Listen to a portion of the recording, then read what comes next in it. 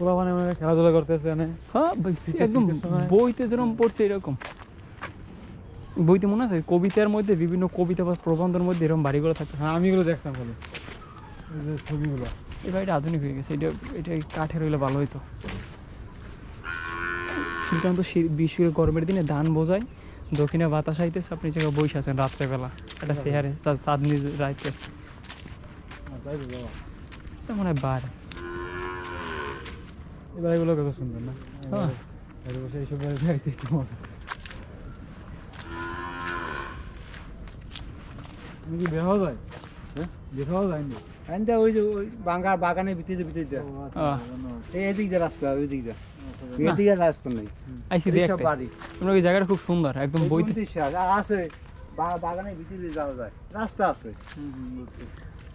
আর ওদিক গেলে আনতে এই জায়গায় গরমের দিনে ধান লাগায় না এই সামনে? এই ধান এসে না, ধানের পরে মুগ ডাল। এখন মুগ ডাল চলতেছে? এই মুগ ডাল হালা মোহন। ও আপনাকে আপনি হালাইবেন এইগুলো লাগান? হ্যাঁ এইটা আমার গো। আবার ওই পাশে আছে, নিচে আছে। দেখতে আছে এই দুটোই সাল। নাম কি তোমার? কান্দকা? পুরো গ্রামের সেই ফিল ভাই। মানে দেখছেন এদিকে কলই শাক। আগের দিনের ধরেন এটা ধরেন আগে 20 বছর পিছনে ধরেন সকালবেলা রস নামাইতেছে, আপনি যে পিঠা বানাইছে সকালে, শীতের সকালে আপনি খাইতেছেন, সবাই আত্মীয় স্বজন হয়। ইমাজিন ভাই, ধরেন এটা আপনার নানা বাড়ি, ধরেন এই যে আপনার নানা বাড়ি সবাই আসছে, গ্রামের শীতের দিনের কি ফিল। আর ভাই বাংলাদেশ, আসলে বাংলাদেশ আমরা কই সুন্দর না, আসলে বাংলা সুন্দর, বাংলাদেশের মানুষ সুন্দর না। বাংলাদেশ সুন্দর, এই কি এই জায়গায় একদিন না খাওয়া লাগে ভাই। এই খাজুরের গুলো ধরেন আরো যখন ছোট ছিল তখন তো রস পাততো, ধরেন এই কাটার দাগ আছে রস পাততো, ওই জন্য এই খাজুর গাছ রস পাততো। আর বিগত আরো 10 বছর পিছনে চিন্তা করেন, দেখছেন যে জায়গায় যখন রস পাততো ওই কিন্তু কাটা মানে রস কাটতো। এরকম এই তাল গাছ, আপনি সকালবেলা শীতের পিড়িতে ধরেন আপনার কাজিন রাইছে সব মিল্লা জিল্লা বইয়া খাইতেছে, ওই পেশে একটা জঙ্গল, বিকাল হইলে সবাই মিলে এই জায়গায় খেলতেছে। হ্যাঁ আগে তো গ্রামে তো আমরা গোল্লাছুরি খেলতাম, এখন তো পোলাপান নাই, পোলাপান নাই।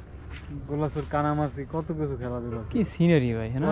এইটা একাল পুরো বইতে আঁকার মতো একটা ছবি।